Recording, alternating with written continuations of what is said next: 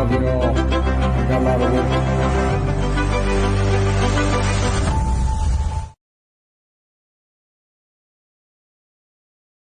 They're going to ensure that you don't solve the problem by force. If you try to, you'll be tangling with West European countries. So often diplomacy and at least a credible threat of force have to go hand in hand.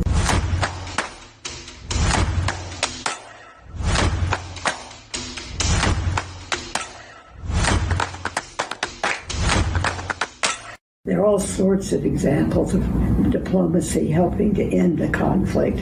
I think probably the first American example was Teddy Roosevelt in what was it, 1910 or so, ending the Sino-Japanese War. Henry Kissinger is famous for his diplomacy in the 1970s between Arabs and Israelis, leading to ceasefires, disengagement of forces. That's opened. It was a brilliant diplomatic effort. The Dayton Accords, more recently, ending the war in Bosnia. Look at what we're doing in Ukraine at the moment. We're not rushing in with American soldiers or airplanes. We're trying very hard to solve the problem with diplomacy, including sanctions, which are an important tool. And Biden has done an absolutely brilliant job of organizing this coalition. It's not just American sanctions, it's all of the Western world, much of the rest of the world, putting pressure on Russia to withdraw its forces from Ukraine. And, of course, military assistance to make it impossible, or harder, we hope impossible, to make more military gains in Ukraine. That's a massive ongoing diplomatic effort to keep the coalition together. It's not sending in American forces. When we said before Russia's aggression that there would be massive consequences for that aggression, including unprecedented sanctions on Russia, I know some people had their doubts. I think we've demonstrated that we've been good to our word. When we said that there would be sustained, powerful support of Ukraine and its efforts to defend itself, we've demonstrated that we're good to our word. So when I tell you that there will be accountability and consequences for any war crimes that have been committed, I hope you'll take me at my word, but actions always speak louder than words. Thank you very much. Thank you. Those are full-scale negotiations, but there's a lot American diplomats do before and during full-scale negotiations to understand both parties. I always found that it was very important to know just what my adversary thought, but why he thought it, and to make sure he understood that I understood where he was coming from. And sometimes you could come up with an idea that would show him there was a better way of accomplishing his own ends. And this can be done around a negotiating table or in any number of conversations in somebody's office over a beer. It's the ongoing work of diplomacy. When I first joined the State Department, Henry Kissinger was Secretary of State, and my boss told me I should be, if I wanted to try to change Kissinger's mind on anything, I should begin the memo by showing I could make his case better than he could, and then go on to say why I had a better idea. But to show, and I think this is true, whether it's inside your own office or working with a foreign official, to make clear they understand that you know where they're coming from.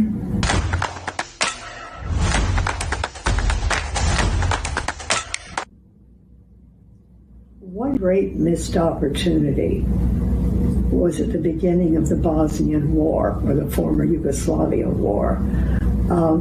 Before any fighting started, the Serbs had good reason to worry about how an independent Croatia and treat Serbian nationals living there. And the French proposed an international commission that would draw up criteria for recognizing breakaway states. No border disputes, serious protection for minorities, outside observation and enforcement of protection for minorities. And at the same time, the French, and nobody would recognize an independent Croatia until these criteria, these conditions were met.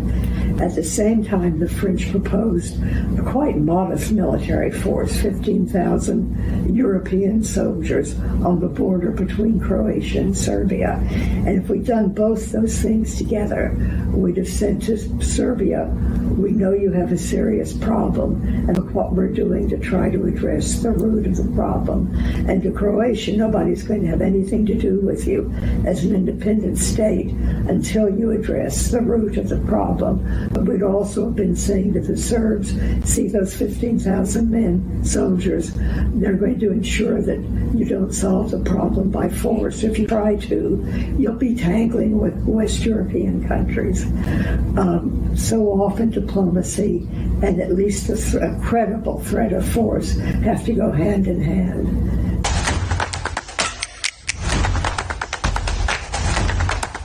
It's made it much more complicated. In the immediate aftermath of the Cold War, fighting was much more likely to break out within some of the new states, usually over ethnic tensions, than between states. And there was a lot of work done on what diplomacy could do and what institutions, transatlantic or multilateral institutions, could do to, if not end tensions, and reduce tensions within states and keep them from leading to fighting. And there were a lot of successes in that. And there was one international agreement we negotiated very early on confidence and security building measures. Nobody pays any attention to them now. There are requirements for transparency for a start, and all arms control agreements have verification regimes and other requirements for transparency, but also for transparency about how a government treats its own people and allowing monitors into tense situations, international monitors. And America has been a driving force behind much of that. And I had the great advantage of working on these issues at a time when what became Russia, in the middle of my time, the Russian leadership wanted good relations with the West. One thing they used to say is, we're going to deprive you of a threat. And they wanted to make clear that we understood that they could not be a threat to us.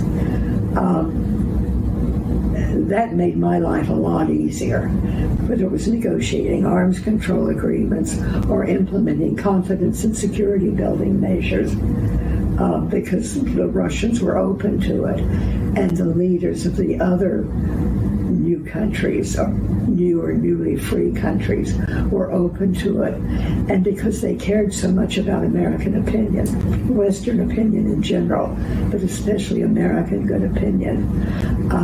That world is not there anymore. So it's much harder now.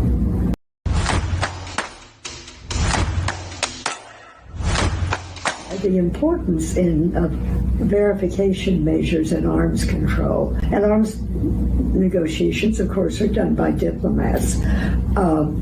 In the Treaty on Conventional Forces in Europe, we didn't just reduce and limit the number of tanks, armored personnel carriers, airplanes, but we had measures to push them away from each other, and measures requiring inspectors to go look on a routine basis, not just when something was troubling, but on a routine basis to observe each other. and on confidence and security building measures. They're not glamorous. Nobody pays any attention to them, but they can be very important. They're monitoring teams throughout the European landmass. This treaty marks a watershed in European history, and if ratified, it will eliminate a fundamental cause of tension in Europe since the end of World War II. And that is the huge numerical advantage of Soviet conventional forces. This superiority, this huge numerical advantage, did more than jeopardize the security and prosperity of the West, in my opinion. It also fueled the nuclear arms race. One aim of diplomacy ought to be to work at the sources of tension and instability before they blow up. There are also things that can be done by non-governmental organizations. When you have two hostile communities who have to share the same land space, Cyprus is an obvious example, but there are other places.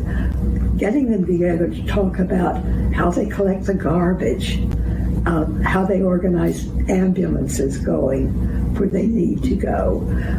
Anytime you can get people doing things together, it's no guarantee they're not going to fight each other, but it makes it less likely.